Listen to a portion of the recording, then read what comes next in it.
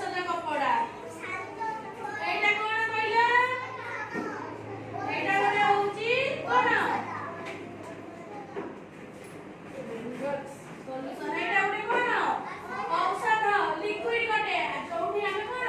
ଖଣ୍ଡିଆ ହେଇଥାଏ ସେ ତୁଳାରେ ଏଇଥିରୁ ଟିକେ ଏମିତି ନେଇକି ଆଗେ ପୋଛନ୍ତି ସେ ଖଣ୍ଡିଆ ଜାଗାକୁ ଇନଫେକ୍ସନ ନ ହବା ପାଇଁ ନା ପୋଛିକି ତାପରେ ଏଇ ମଲମ ମାରନ୍ତି ମଲମ ମାରି ସାଇଲେ ଏଇ ବ୍ୟାଣ୍ଡେଜ କପଡ଼ାରେ ବାନ୍ଧି ଦିଅନ୍ତି ନା ହଁ ତାପରେ ରହିଲା କହିଲେ ଦେଖିଆ ଏଇଟା କଣ